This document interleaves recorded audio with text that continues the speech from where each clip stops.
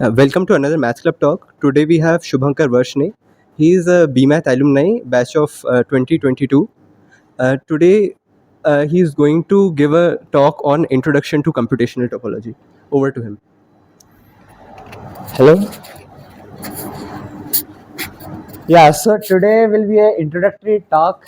If you people understand all of that, then maybe I can go beyond it. So let's see.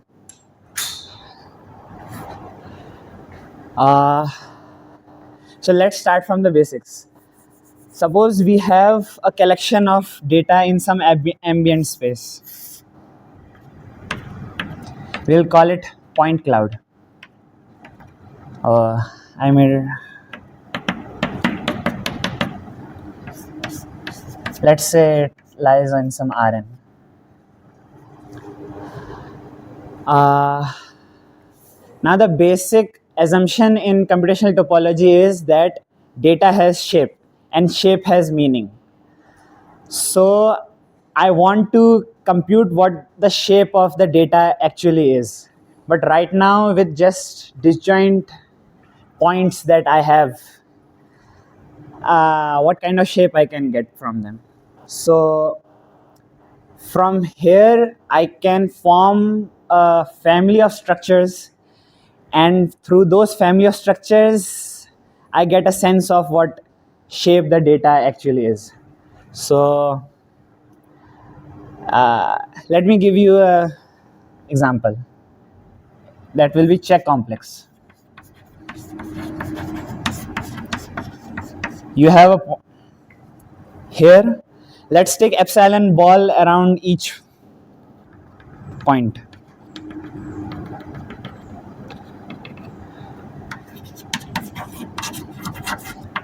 Now if suppose these 2 points have I will enlarge it.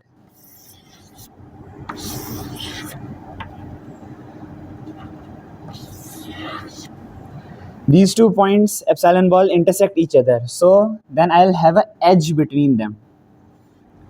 If there is another point whose epsilon ball intersects, okay, don't take them to scale.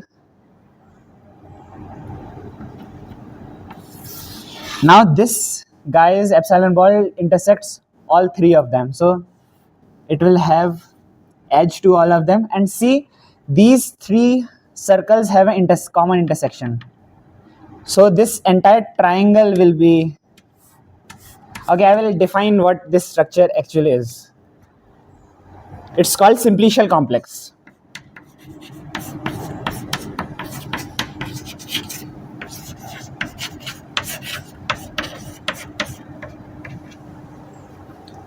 I'll give a geometric definition of it.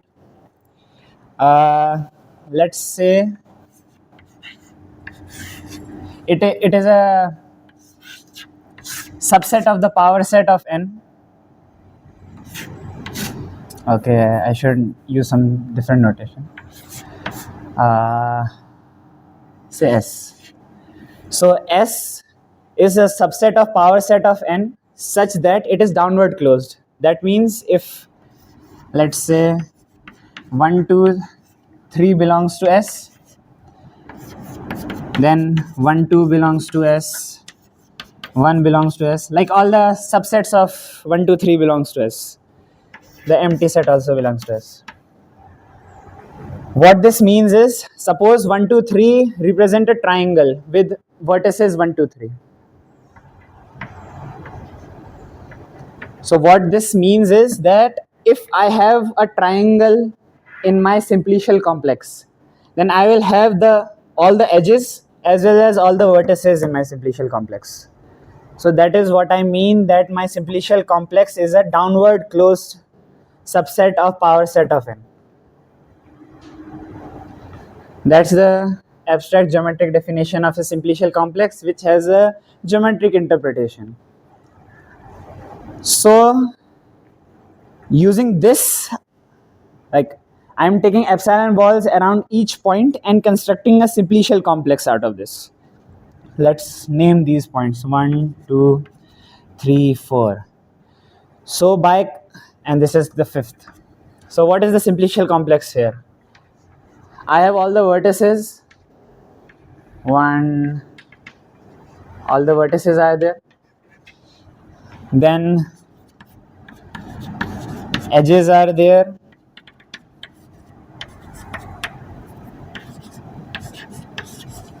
And then this triangle is also there. This is the simplicial complex I get for a particular value of epsilon. Let's say this epsilon was, say, 2 centimeter. Whatever the metric on this ambient space is, I am using that metric to construct these epsilon balls. So from this point cloud, I constructed a simplicial complex with a particular value of epsilon. What would be the geometric interpretation of, let's say, the set containing 1, 2, 3, 4? 1, 2, 3, 4. One 1, 2, 3, 4. singleton 1, 2, 3, 4. Set containing 1, 2, 3. Oh, it is a tetrahedron. A solid tetrahedron. Oh, it can be constructed. Suppose there is another point, let's say 6, whose epsilon ball intersects. It intersects at 1, 2, 3, 4's intersection.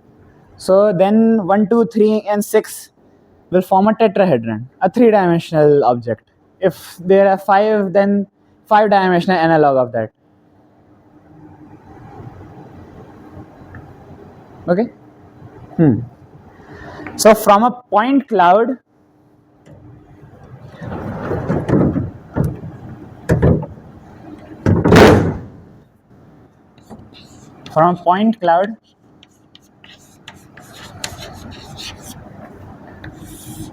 I constructed a simplicial complex.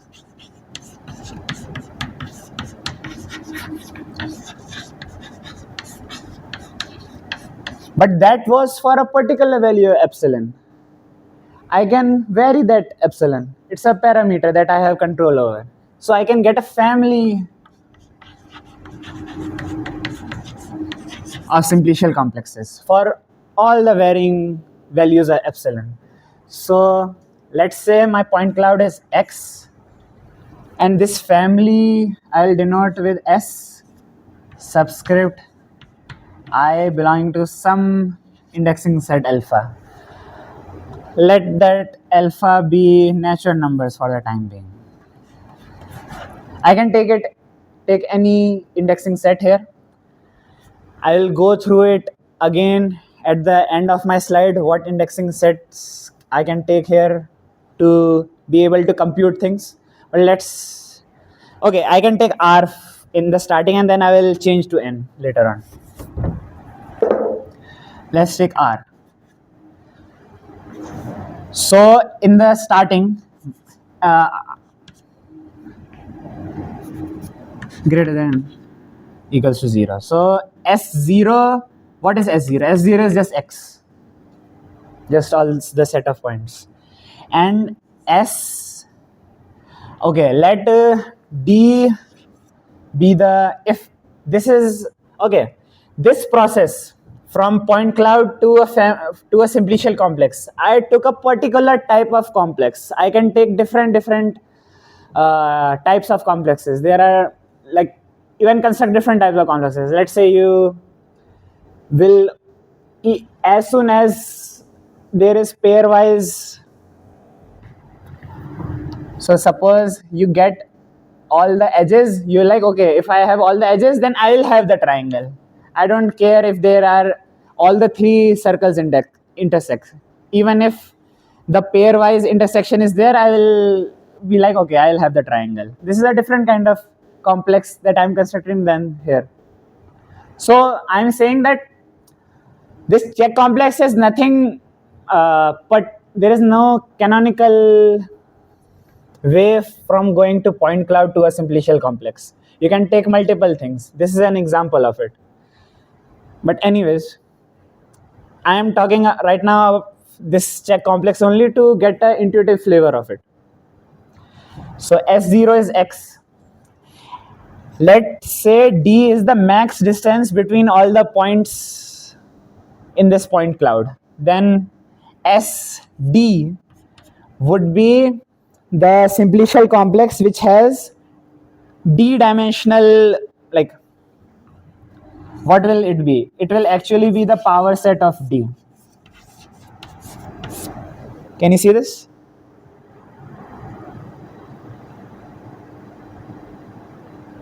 Do we also draw vertex when one? Oh, Fine. And there will be all iterations going on. Like at some point, let's say S D1, there it will be X union some edge.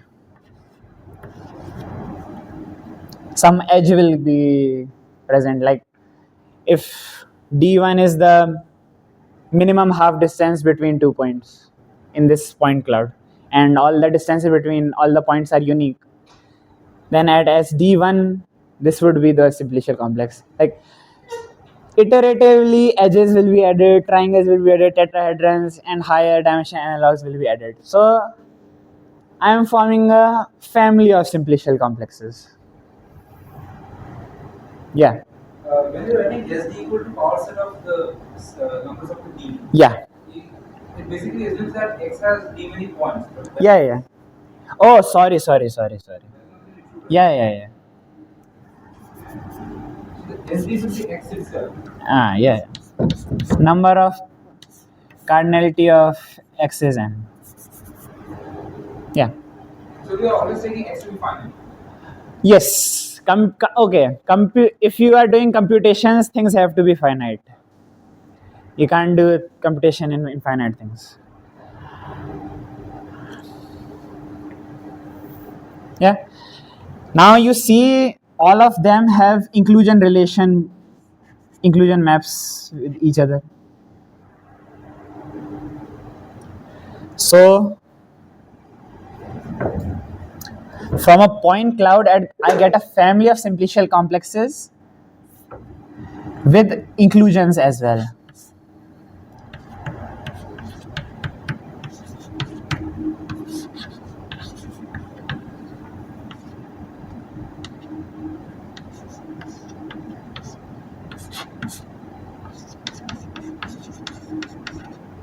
Right? This is the structure that I get from my point cloud. Now let's see. Can I erase this?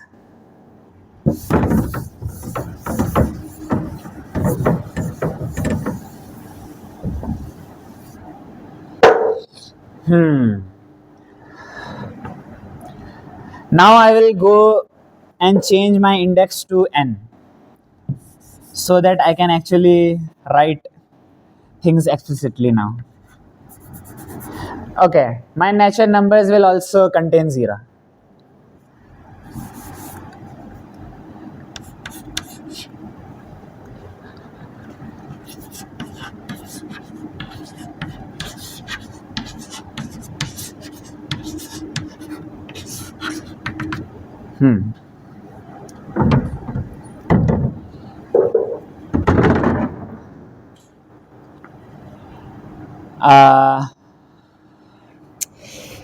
I don't want to use S. I want to use some.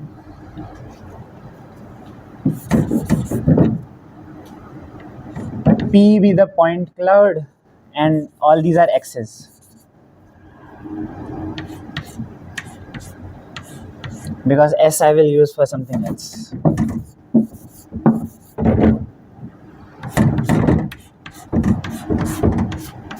All Xi's are simplicial complexes. Okay. Now, 0 skeleton of Y, where Y is a simplicial complex. Y is a simplicial complex. Is all the vertices of Y. Is a set of all the vertices of Y.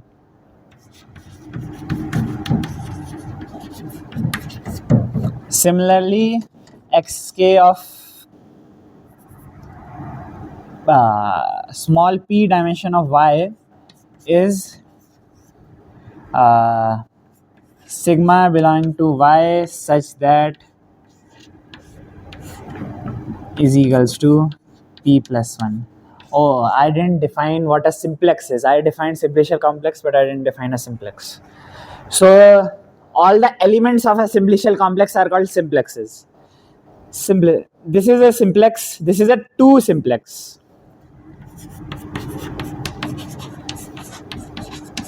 A triangle is a 2 simplex. A edge is a 1 simplex. A vertex is a 0 simplex. So what is a k simplex? Yes, k simplex is a collection of k plus 1 points.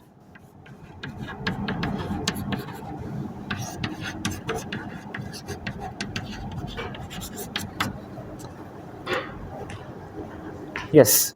So pth skeleton of y is this. All the p simplices in y. All right.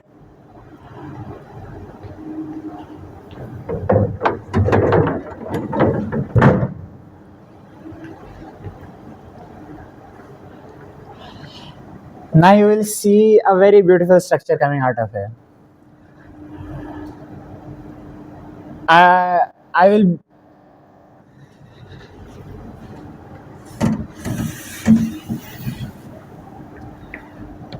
Let's see xk0 of y. No.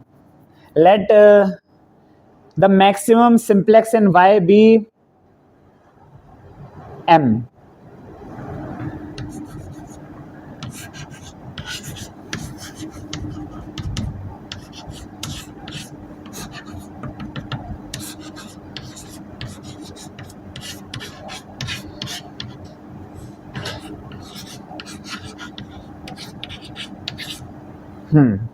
Now I have to define all these maps. You know what these are. This is set of m simplices, set of m minus 1 simplices, set of edges, set of vertices in y. Let's see. For a simple case of triangle, this triangle is there. Let it be T. E1, E2, E3, V1, V2, V3. So let this be Y.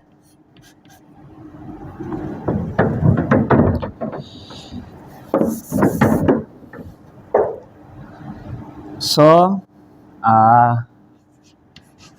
SK2 of Y is just my triangle.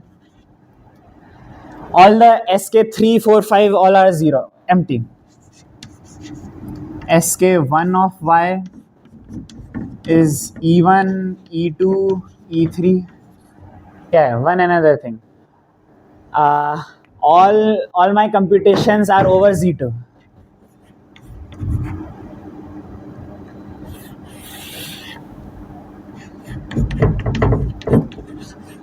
Everything is over Z2. SK0 of Y is V1, V2, V3.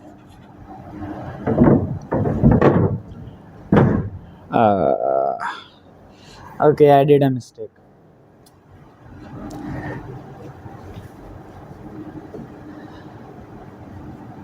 From here, I want to define another object SP of Y.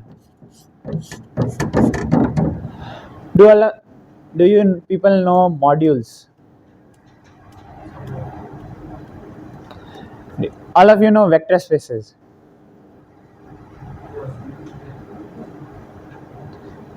So SP of Y is a vector space over the field Z2 with these basis elements. Field containing two elements are different. Z2? Z2, yeah, 0, 1. Yeah. Okay, yeah. Z2 is the field 0, 1. with 1 plus 1 equals 0. So is the vector space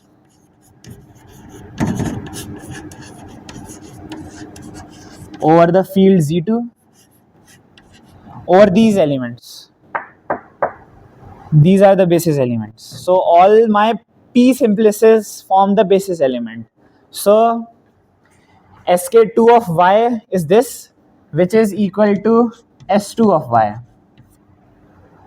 But s2 of y will contain all the linear combinations of these guys. E1, E2, E3, E1 plus E2, E1 plus E3, E2 plus E3, E1 plus E2 plus E3. This is my vector space. Yeah. Oh. All of these are basis elements, so they don't interact with each other. It's just a formal sum.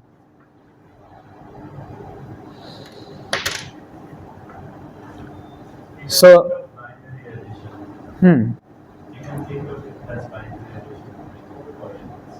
so these are all the elements of my vector space. Who do you want to add? Let's say add this with this, then you will get E3. Right?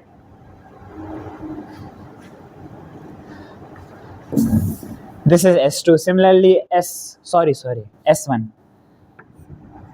Similarly, S0 would be all the linear combinations of these guys. Yeah, all my maps would be SM, M minus 1, 1, 0. All of these are vector spaces.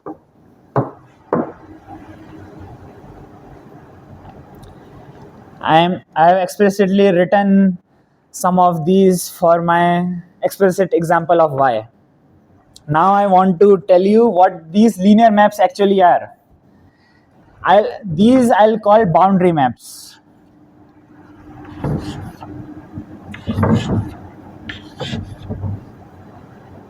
All of them are not identical, but I have named, okay, I can change it. DM, M minus 1, 2, 1. Okay.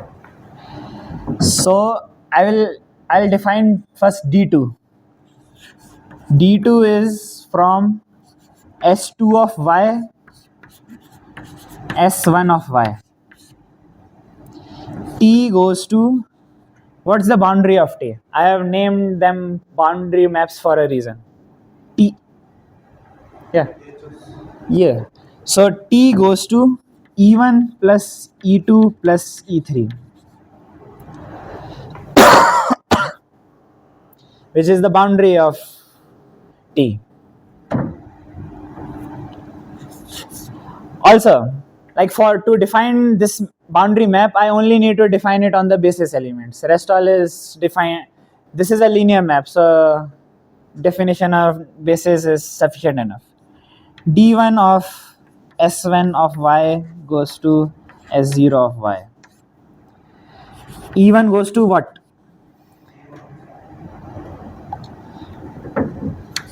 V1 plus V3. Right? And so on and so forth. You define it. Okay, I will write it. E2 goes to V3 plus V2. Can everybody see this? Okay. And E3 goes to V1 plus V2.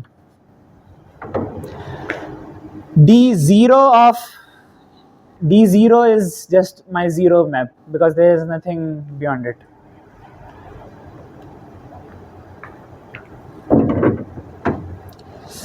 I think everybody now knows what a simplicial complex is, so I'll erase it.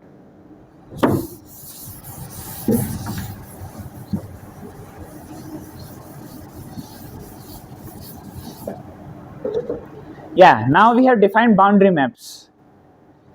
There is another thing that we can observe from here. Let's compute d1, d2 of t. What is d2 of t? d2 of t is e1 plus e2 plus e3. d1 of e1 plus d1 of e2 plus d1 of e3. Can people help me? What is d1 e1 plus e?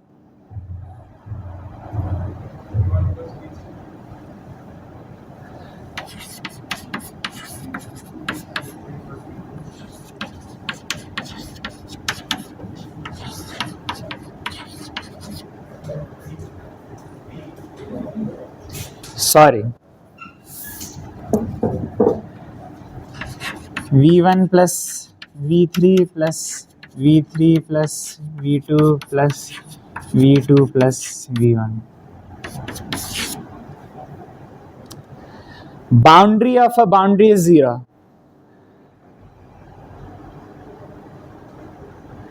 So I can use d square is 0.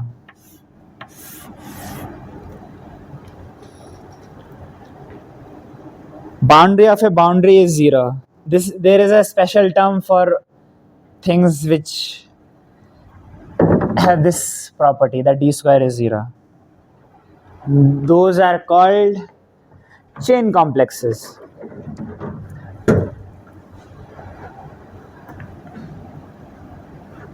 Okay.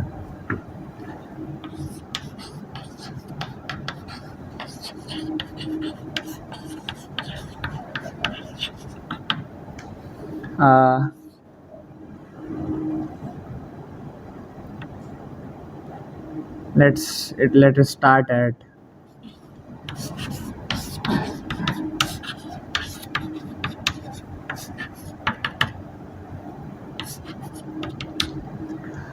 I will name all the boundary maps as D.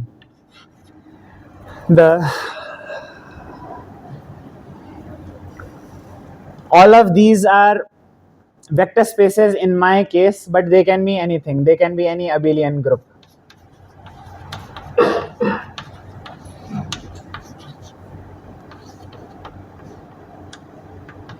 Any abelian group.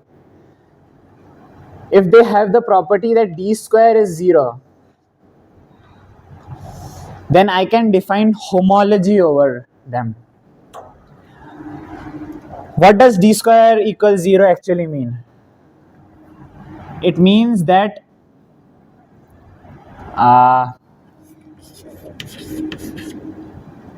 let's say in this case, this is dn, this is dn minus 1. D square is 0 means that dn minus 1, dn is a 0 map. What does this mean? This means that all the elements in the image of dn are in the kernel of dn minus 1. Right?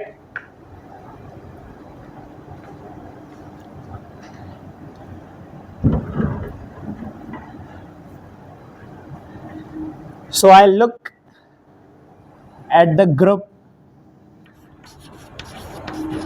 kernel mod image.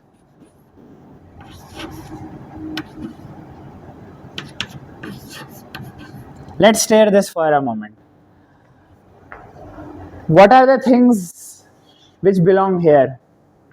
Kernel of dn minus 1. Kernel of dn minus 1 means n minus 1 simplices whose boundary is 0.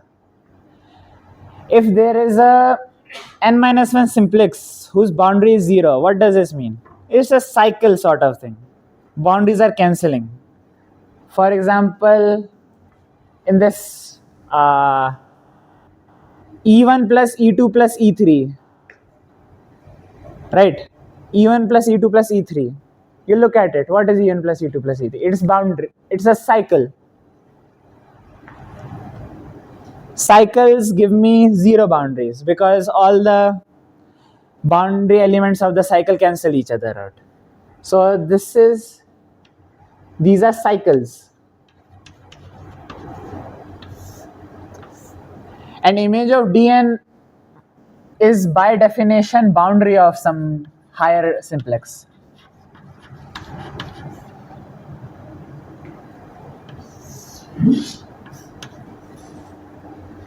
Right? These are all the cycles that I have, and these are the boundary elements in my n-1 simplicial complex vector space that I have formed. What does the quotienting do? Quotienting is removing all the boundaries from my cycle. In a sense, it is removing all the holes that have been filled.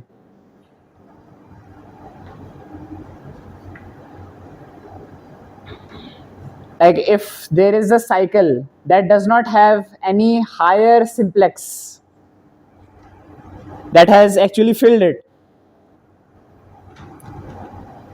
then it will survive in my quotienting.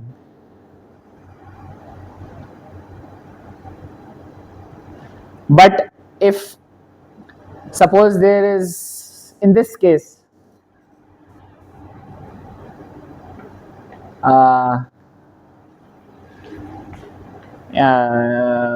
what is the kernel of D1?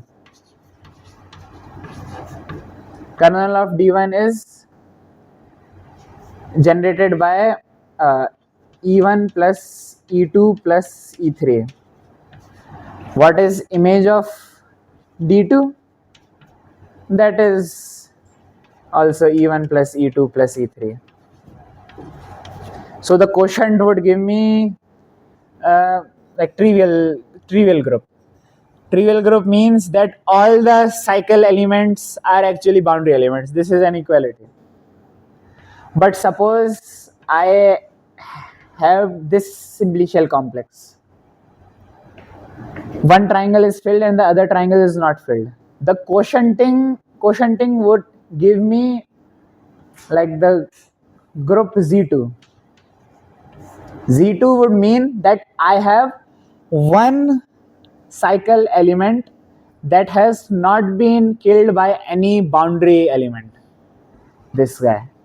If I had, let's say, this case, I had two triangles and none of them have been killed. This would give me Z two elements, direct sum. This would give me this group. This means that I have two cycles that have not been killed.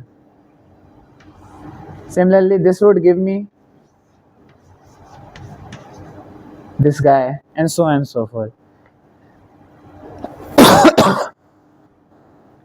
So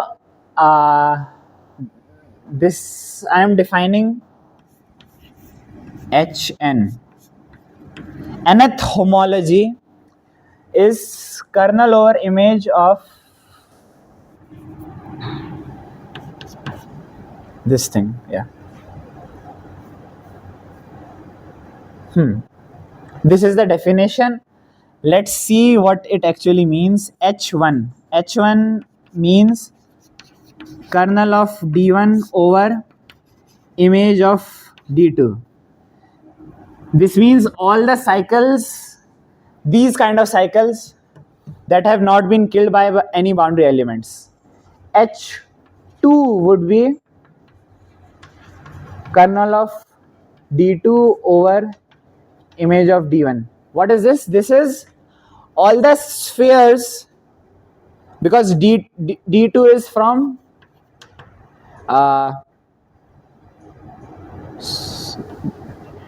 D3 is from solid like S3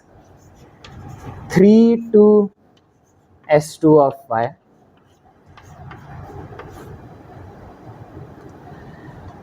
All the what are the things that lie here? things that lie here are tetrahedrons and linear combinations of tetrahedrons. What are the things that lie here? Triangles and linear combinations of triangles. So I am saying that H2 will contain all the all the holes, two-dimensional holes that triangles have created. So if you have a football, it's hollow from inside. It's a two-dimensional hole.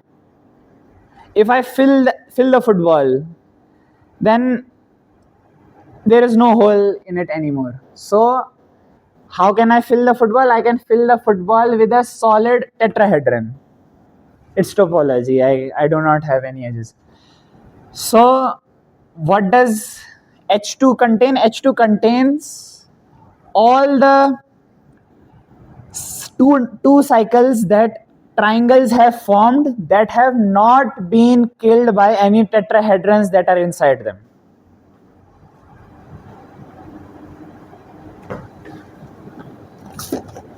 This is hollow right now.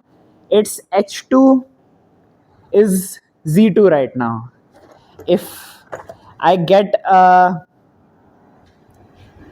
like a solid completely filled inside cuboid and fit inside it, then I have formed a higher simplex that has actually killed the hole inside it. So I have killed the cycle. I will get a trivial H2 if I fill the inside of this. So HI is what it's nth homology is the name of the group that is this. Nth homology actually computes how many n-dimensional holes are actually present in my simplicial complex.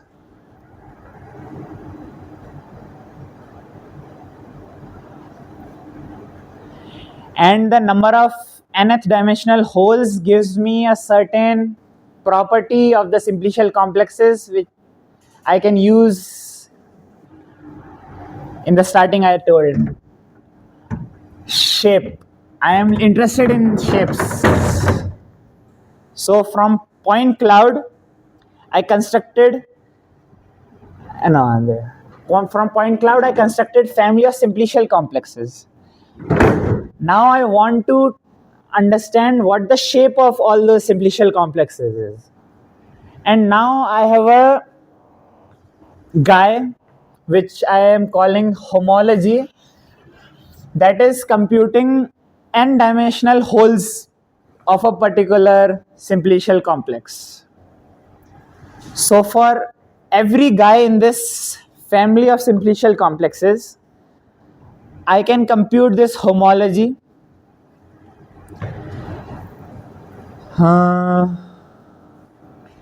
Let's do it here.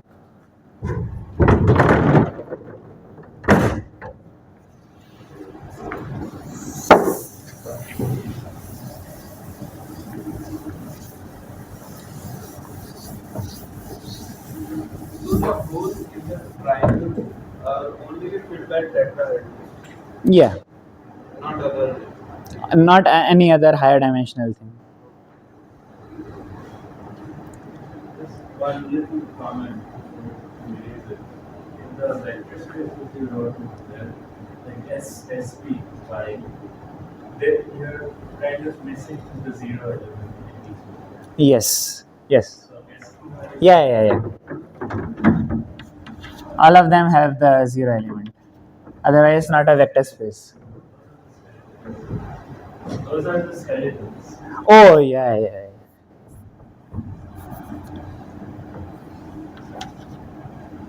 Zero is also included. It's the same thing as taking the power set under symmetric differences. Yeah. It's the same.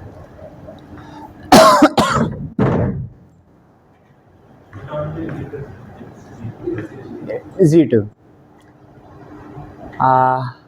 Where was I?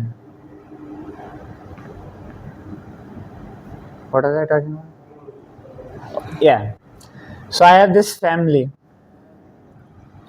Let's consider the first guy in this family. S0 of x0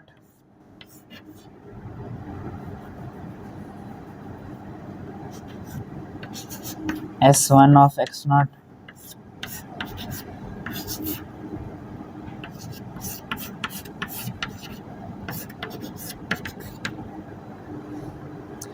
this is a chain complex that I get for my first guy in my family. This is my family right now. X naught, x1, x2,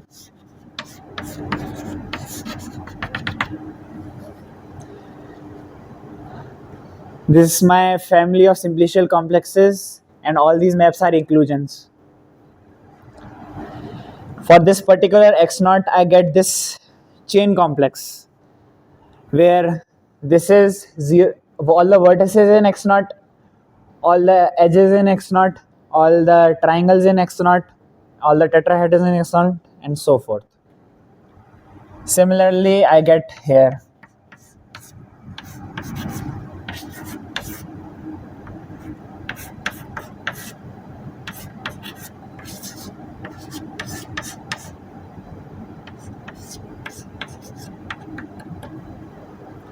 And here. Now you see, if all of these are inclusions, this means all the vertices of x naught are also all there in vertices of x1. So from here to here I can go just by inclusion, right? All the vertices here are present here, all the edges here are present here, all the triangles here are present here. So I get this entire thing, S naught of x2,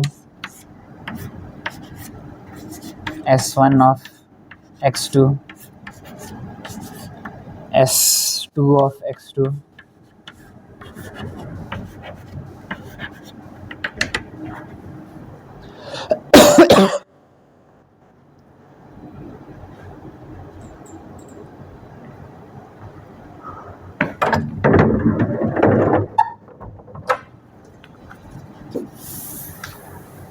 now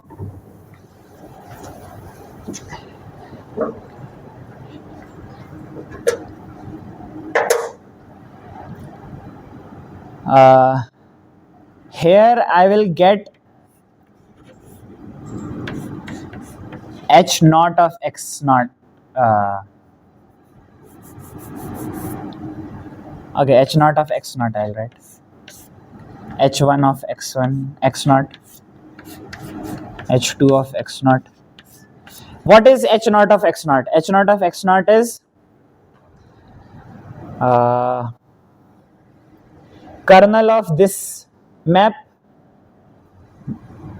quotiented with image of this sorry sir, huh? Yeah, image of this map to kernel of this map. Yeah, and kernel of this map is actually the entire this thing because it is going to 0. Did you understand? Yeah. So h naught is abuse of notation. All the things are d. H naught is image d. Sorry, h naught is what? H naught is s naught of x naught divided by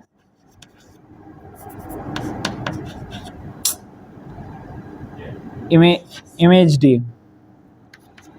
H1 of x naught is what? H1 of x naught is kernel here, kernel of this d divided by image of this d. So for this chain complex I get a collection of these maps, h naught, h1, h2, h naught, x naught, h1, x naught, h2, x naught, and so on. Similarly, for this chain complex, for x1, I get h naught of x1, h1 of x1, h2 of x1, h naught of x2, h1 of x2, h2 of x2, and so on. What does this tell me? These tells me connected components of x naught modulo something. Consider it connected components only. Connected components of x naught. This gives me connected components of x1. This gives me connected components of x2. All the cycles that have not been filled by a triangle in x naught. All the cycles that have not been filled by a triangle in x1. All the cycles that have not been filled by a triangle in x2. Now, as you can see, here I had inclusions. I was going through inclusions. But here, that's not the case.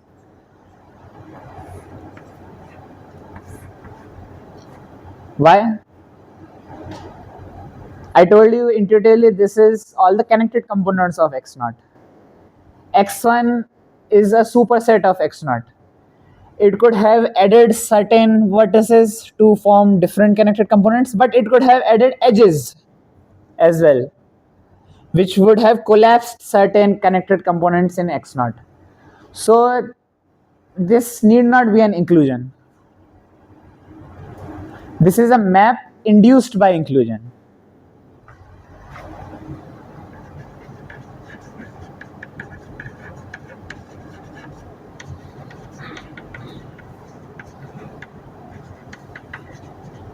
I can explicitly compute this map, but because of time I won't.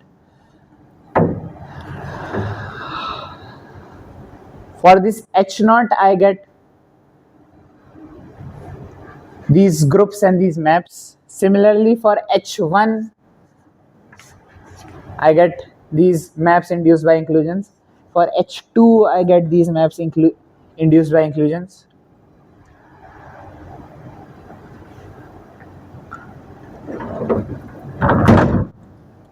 And these can be computed very efficiently by a very simple algorithm.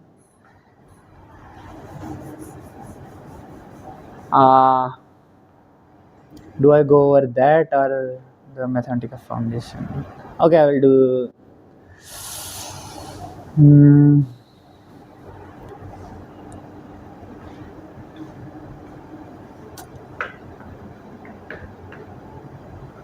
Okay, I will do the algorithm.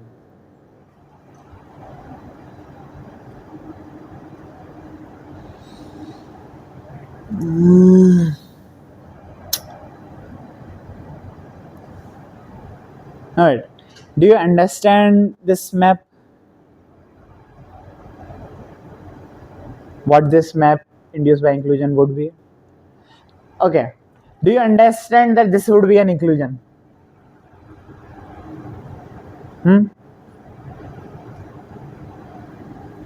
This would be an inclusion, this would be an inclusion.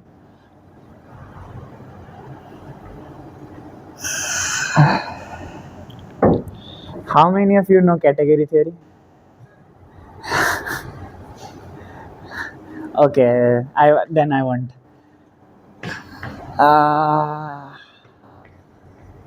How do I explain this map?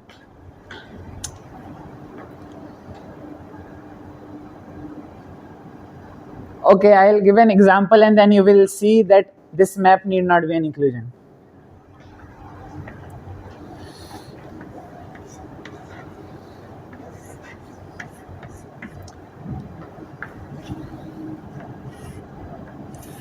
Suppose this is my x naught and this is my x1, right? h1 of x naught. What is h1 of x naught? h1 of x naught is all the cycles that have not been killed by triangles. Here there is one cycle, so it would be isomorphic to z2. Here there is no cycle, so it would be isomorphic to my trivial group. So this is from the Z2 is a vector space over Z2. Z2 goes to my trivial group by my zero map. So this is a zero map for this example. So obviously zero map is not an inclusion where my domain is non-zero. So all these maps are maps induced by inclusions, but they are not, they may not necessarily be inclusions, and this is what makes them interesting to compute.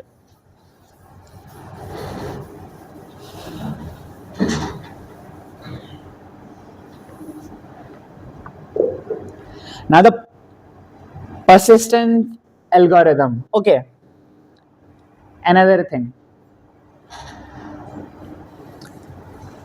Suppose there is an element here. Let's say a cycle. I'll call C. C belongs to H1. And then I look at the image of. Okay, this is the notation that is used. H1 of.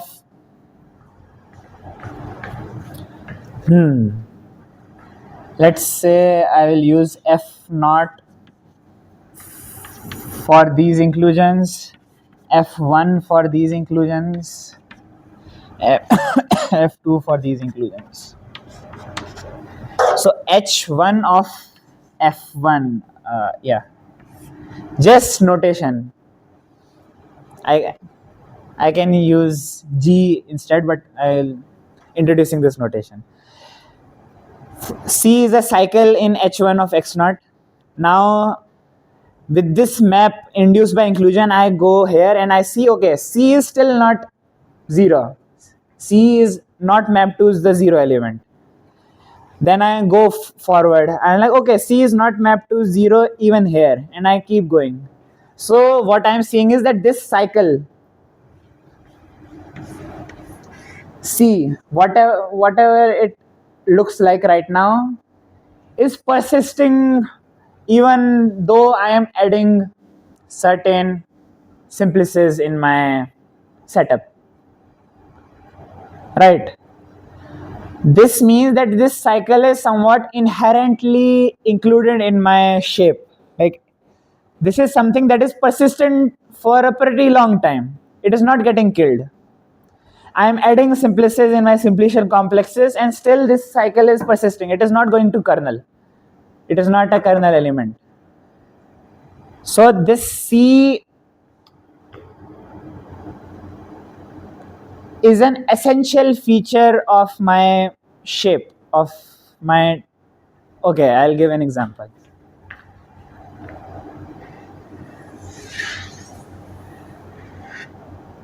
Let's see this. This shape has two holes in it. Okay, this is not the correct diagram.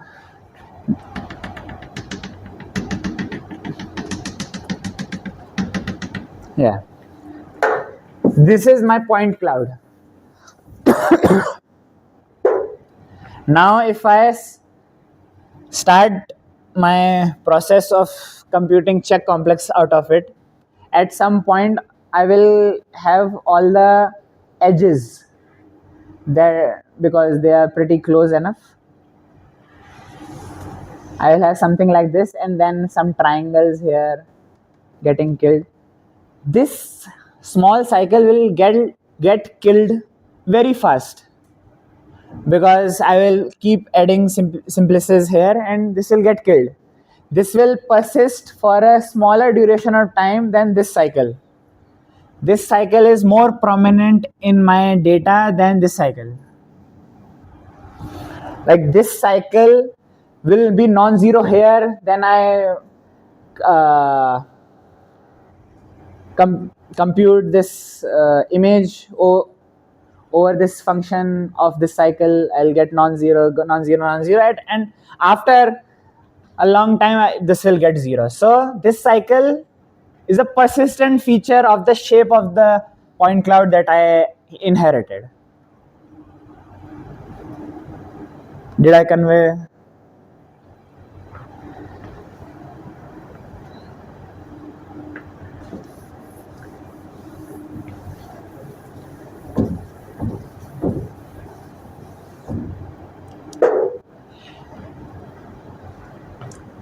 So at the end, I would like to compute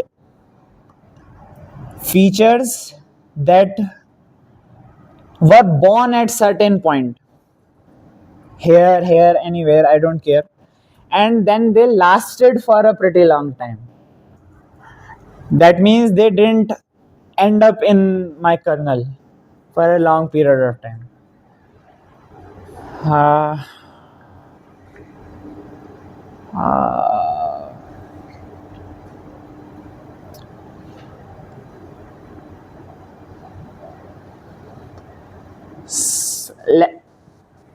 now I'll give the persistent algorithm. Things will become more obvious when I write it.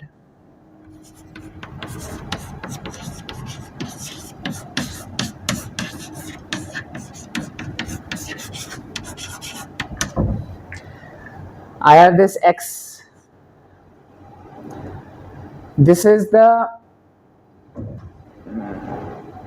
this is my power set of endpoints. Like this is the biggest simplicial complex that I can construct with endpoints. Now also this is called a filtration.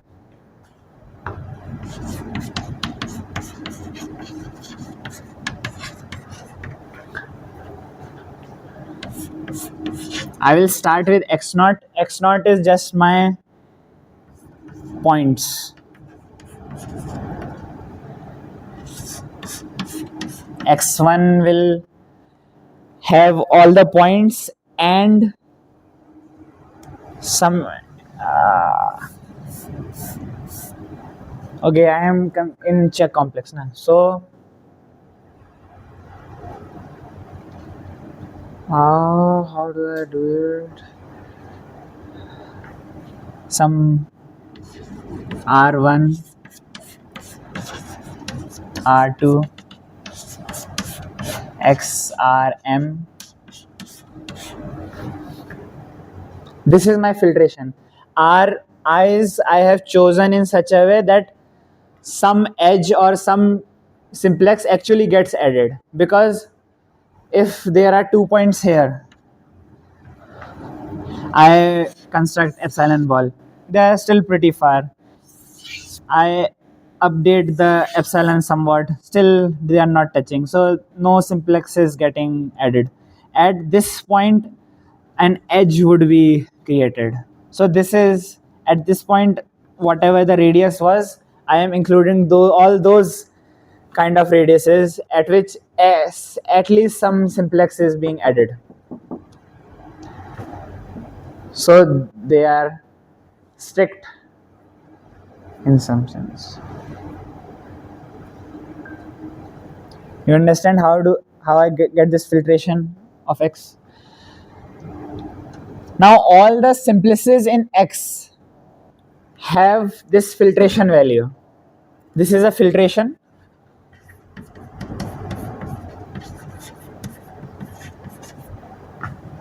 And oh, this is inside. Okay. F of u is equal to minimum I such that u belongs to xri. Okay. Filtration value of u actually means at what ri u was born.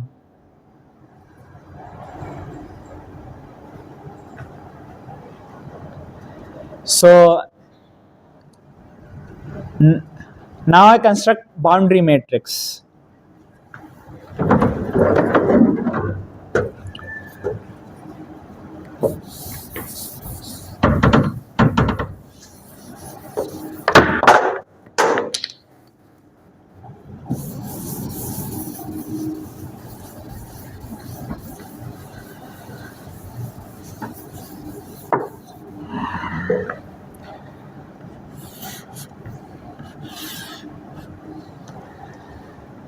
all the columns are labeled by my simplices.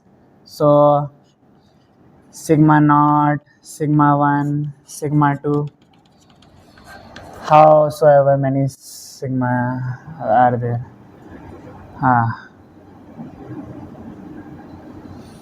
L, sigma naught, sigma 1, sigma 2, sigma L. It's a square matrix such that f of sigma I is less than or equal to f of sigma j if I is less than equals to j. This means that sigma naught was born before sigma 1, before or at the place where sigma 1 was born. Similarly, this, and so on. So I have labeled the columns and rows similarly in such a fashion that they respect all the filtration value is non-decreasing.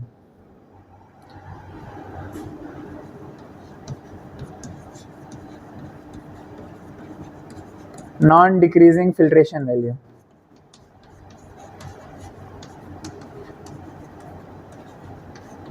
And another thing, and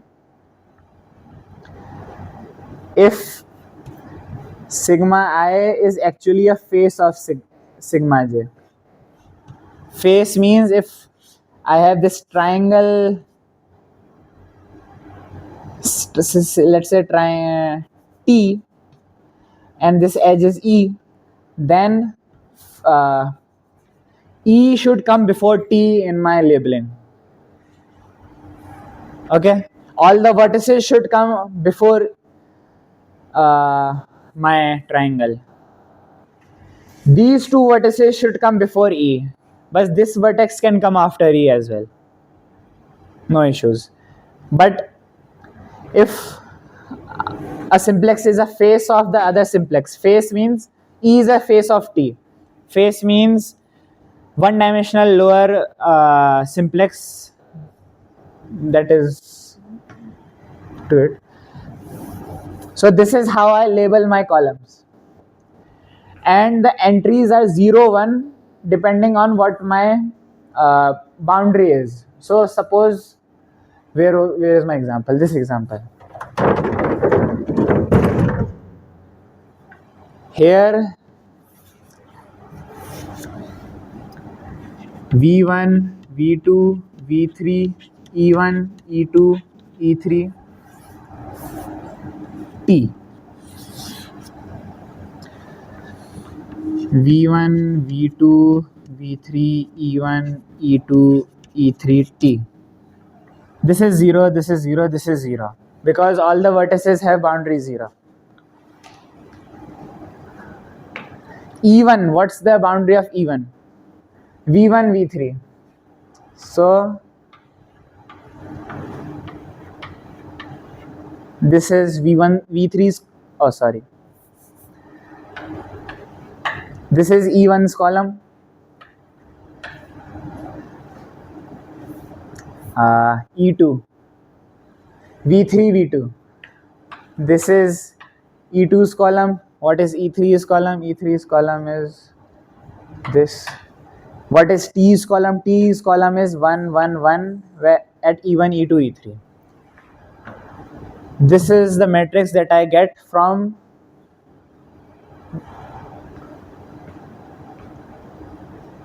okay, I have not mentioned the filtration values here. Let's see, suppose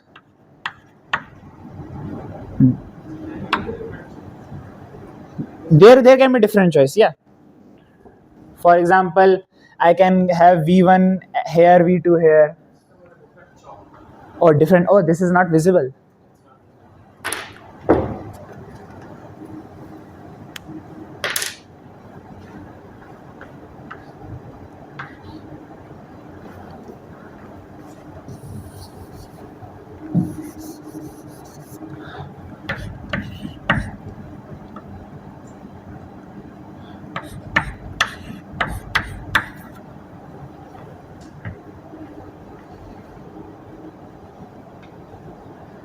This is my boundary matrix that I get. I have not mentioned the filtration. I can mention the filtration as well. Suppose the filtration is like this: V1, V2, V3. Then let's say this edge comes V1, V2, V3. Then let's say all the two edges come.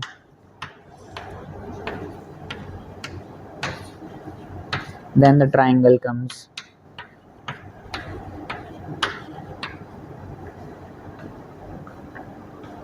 Is this correct? What is this edge V1, V2?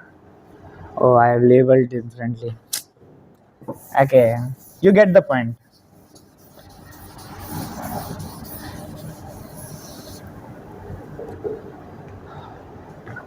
Now I just do Gaussian elimination in a certain fashion and I will get some results. What I have to do is I'll do from left to right scan. I'll look at the pivot of the first non-zero column, which is this. I'll go to the next column and see if there is a clash between the pivots, which there is. What's the pivot of this column? E1's column. V3. V3 is the last non-zero element. E2's last non-zero element is also V3. Okay. I'll add this. So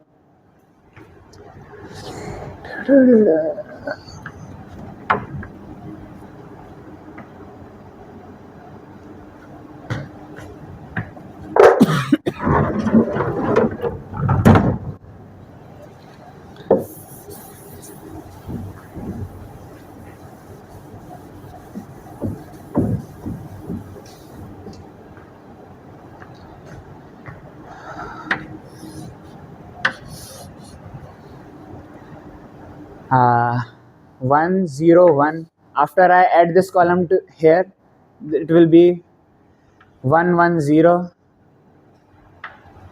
1 1 0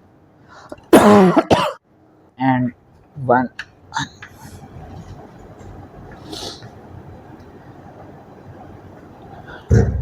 Now this after I have added this column here, now there is no clash of pivot.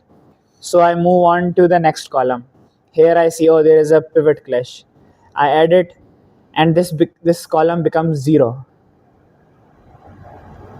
If a column becomes 0, what does this mean? This means that I have found a cycle.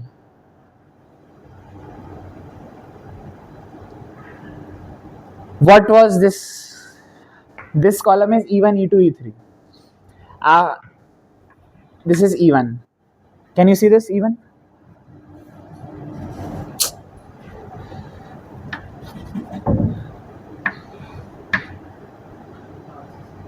Yeah. When I added E1 to this column, what did this column become? This column became E1 plus E2. Right? And when I added this column to this column was E3 before. This column became E1 plus E2 plus E3. And I got a 0 column here. So E1 plus E2 plus E3 is a cycle, which I got only by doing matrix operations. I didn't actually see what E1, E2, E3 represent. I just did some matrix reduction and I got a 0 column, and then I checked, okay, what is the cycle that this 0 column corresponds to? This is the cycle which it corresponds to. How I actually get it is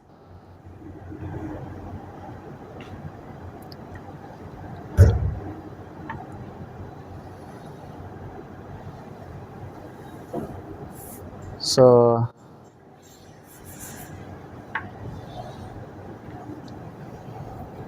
I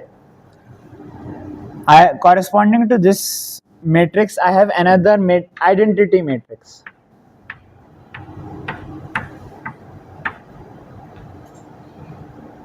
Just identity matrix. Whatever operations I do here, I also do here. So when I added E1's column to E2, I got 1 1 here, E1 and E2.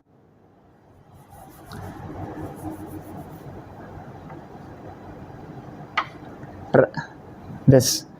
And when I added E1 this column to this column, I got this thing here. And here it became a 0 column. Did you follow? Corresponding to this 0 column, I look at the column in my auxiliary matrix. This is my auxiliary matrix. And by reading the label, the non-zero entries in my auxiliary column, I know that okay, E1, E2 and E3, this is the cycle that actually that I formed using this 0 column. And then I add this column back to my matrix at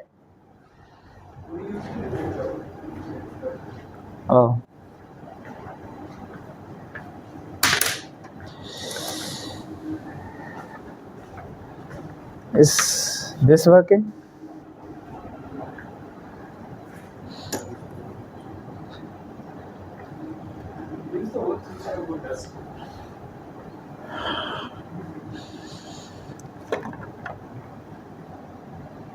I think my hand is the most dirtiest.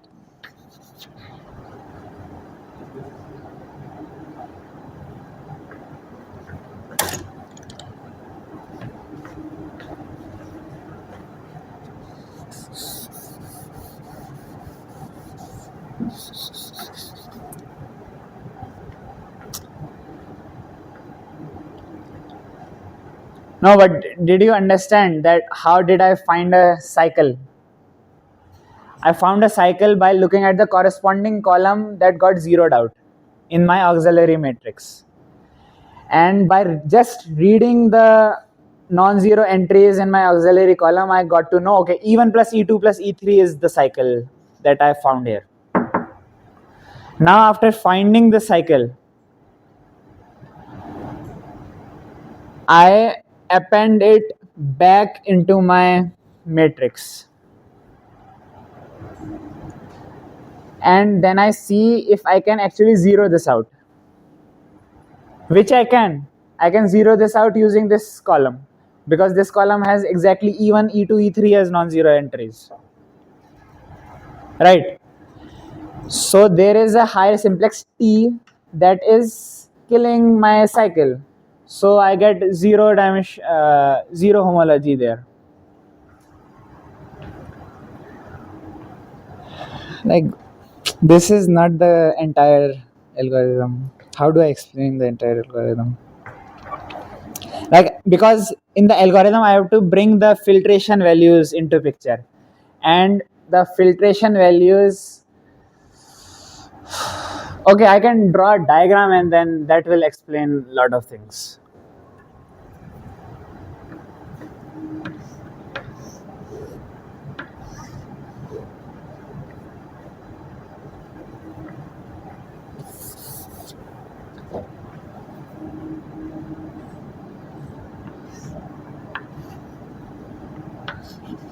First of all, I am drawing a simple filtration. All of these are simplicial complexes.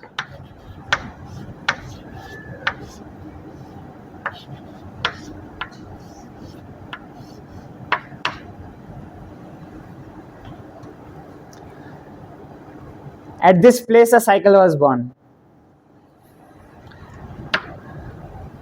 It persisted till here. This cycle, this cycle, this cycle, this cycle. It was there. There was another cycle that was born here.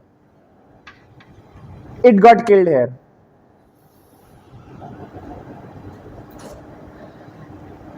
These are called barcodes.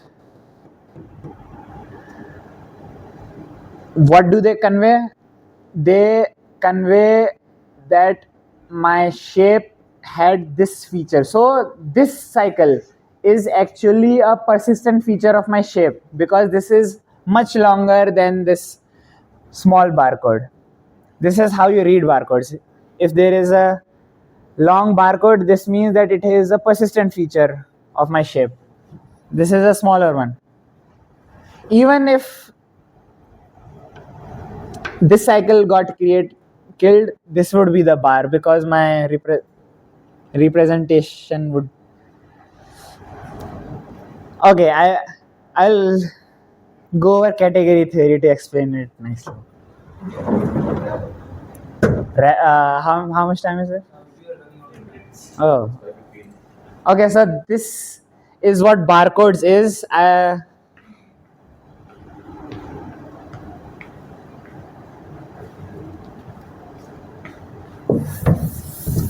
For I will have barcodes for all the dimensional homology. Zero dimensional homology barcodes would tell me how many connected components I have. One dimensional homology barcodes would give me. So this is H1.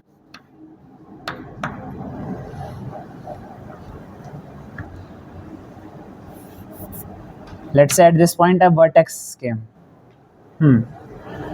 So H, what will be the barcode for H0? There is one connected component which persisted for the entirety. There was another connected component that got born here, but it got killed by an edge here, because these two edges connected this component here. So this is H0's barcode, this is H1's barcode, H2's barcode would be there, and so on and so forth.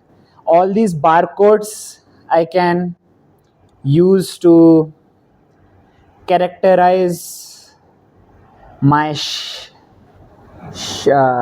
shape of the data. What I work on is, here everything was linear. All the things were linear because it was n or r in certain cases. What if it is not n, it is n square, n cube? Then my family would not be like this, but it will be a 2D grid.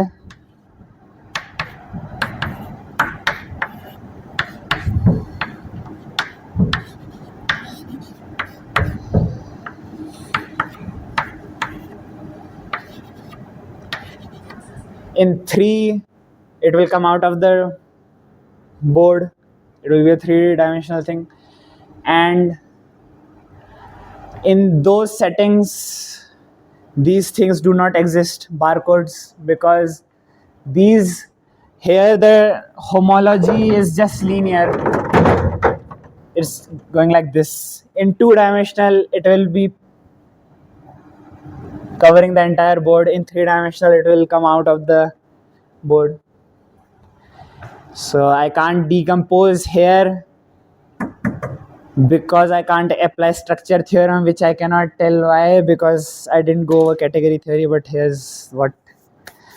These barcodes are very interesting things that you can read by a paper by Robert Geist. And I think that he will do a better job at me in explaining those things. That's my talk for the day.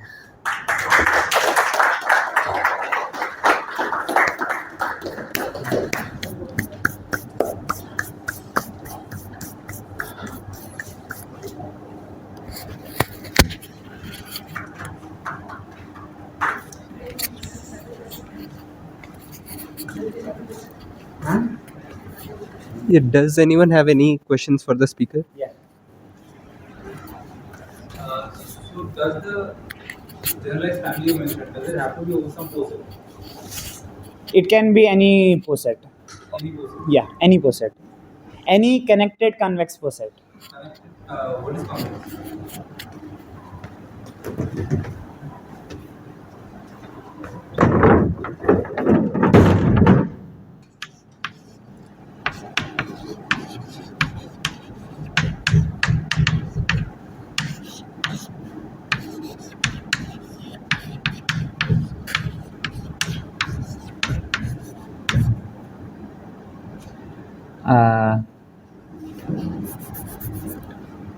for every xy there exists z1, z2.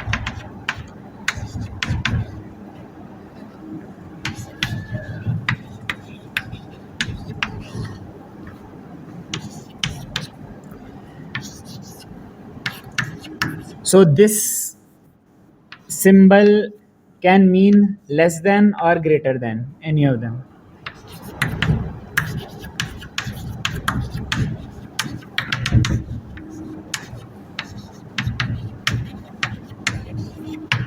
This okay. What is a poset? Poset is a acyclic graph, right?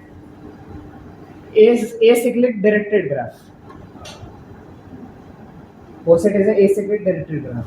If I remove all the directions from my graph, if the graph is connected, then sorry, I needed to explain convexity. Sorry. Convexity means okay, I should not have said convexity. I meant in a different way. Yeah. What was the question? What was the question? The question was, what is complex?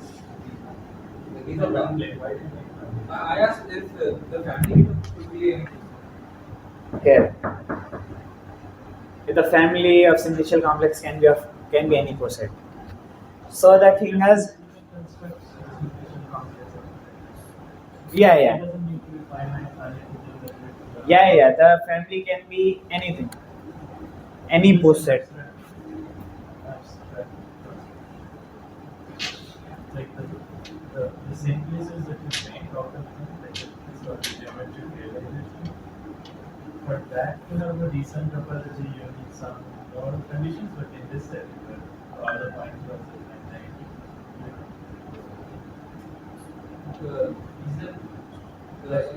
You mean the weak one, like the finite intersection problem? Yeah, like let's say instead of these, point cloud, we have let's say a circus for points. Yeah. Then, if you let's say order them with some sort of ordering circles, what you end up getting is like a very weird simplicial complex. It won't be that way. You won't be able to put in everything. So like if nothing current, you can always do it. So the thing is, we started with a general poset, then we realized the computational complexities that involve that, and then we switched to N3. A general poset to handle efficiently is very difficult because it has very less structure that we can exploit. Yeah.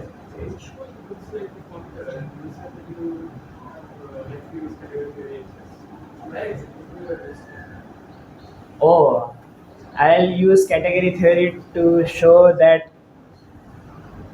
So, where is it?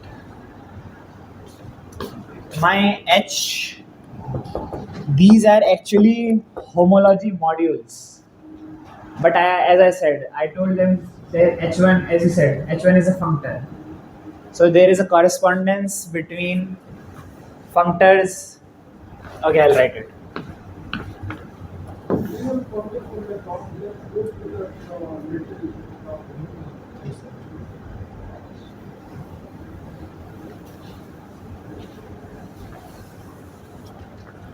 I have a lot of functors there. I have a functor from this simplicial complexes to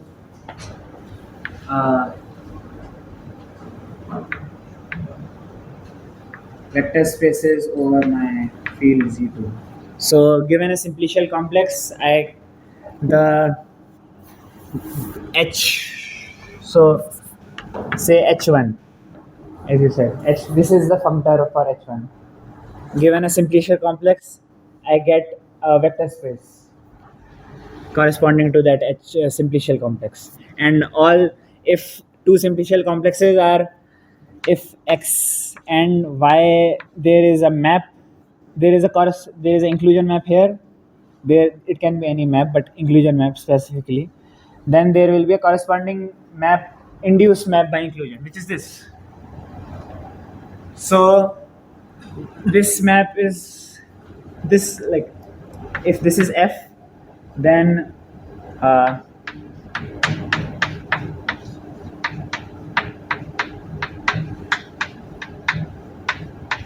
this is the induced map by f, which I get from this functor. And all the, I need not even write this, I can start it from my poset p. Given a poset p, I have a vector space if my ambient x is defined somewhere.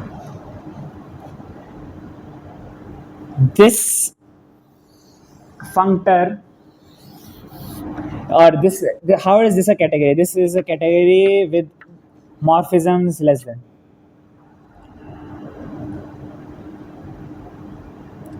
This functor, there is a correspondence between functors of this form and mod, okay, n I will write modules over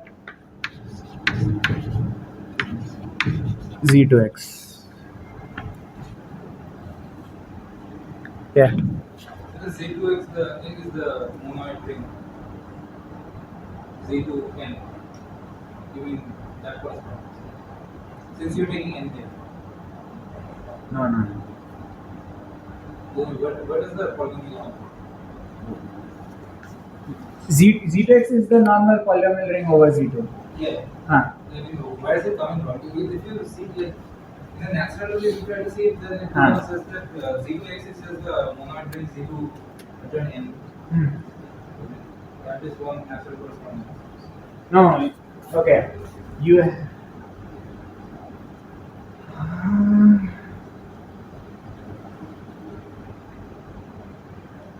How do you actually view this functor? I view it as, at every natural number I have a vector space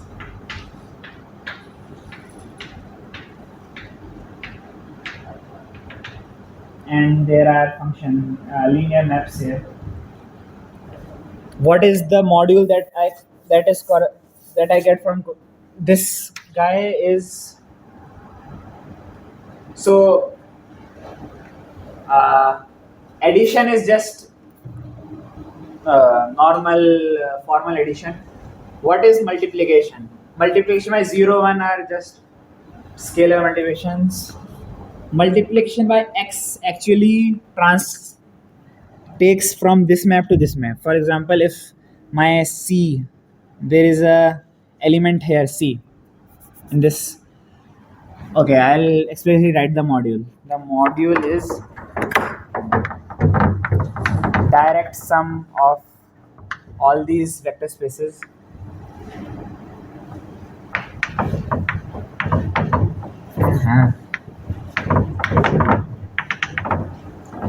and the multiplication by x is defined by, if I only need to define multiplication on basis elements. So for example, this basis element, if I multiply x with this, I will get 0, 0, what this one, v, because v1 contains some vectors v, f of v 0, 0, where all these maps are f. So this is how I define my multiplication. Do you understand? Because I get this correspondence and Z2X is a PID. All the modules over Z2X, I can use structure theorem, and this gives me that all the modules over my PID can be decomposed into good indecomposables, which are essentially these barcodes. These barcodes are the indecomposables of this module. Sorry, what was the exact result? I don't seem to. Oh, structure theorem. Yeah. It's the PID that the modules are.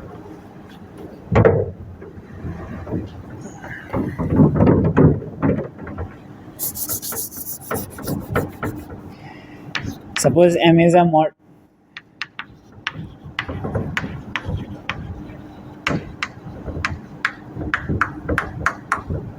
PID, let's say R. Then M is isomorphic to, there is a free element of M, and then there are all the non-free, like torsion parts of M. So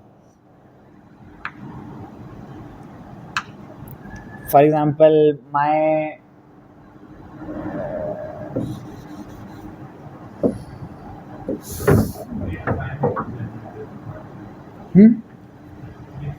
yes, finitely module over PID and is finitely generated.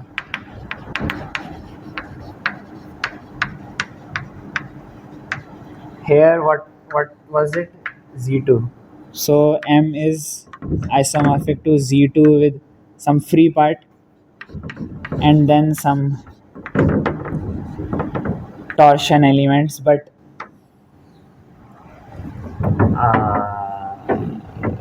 like sorry, Z2X some torsion, what, like X square some, like these are just torsion parts. So in this case, all the features that die at some point, that are born at some point and that they die at some point, they are all the torsion elements. All the things that never die, they are the free guys.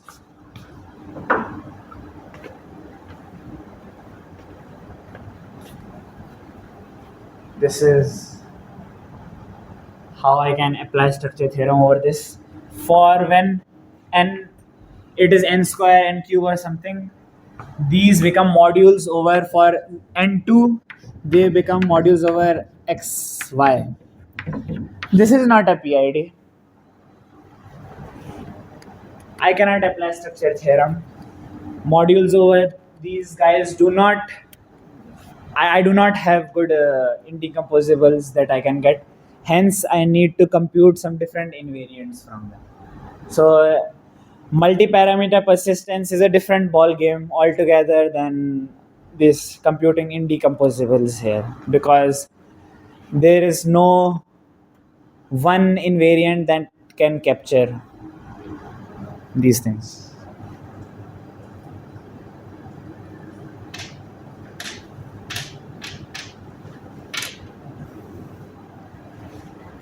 You can take any further questions with the speaker outside this room. For now, let's thank the speaker once more.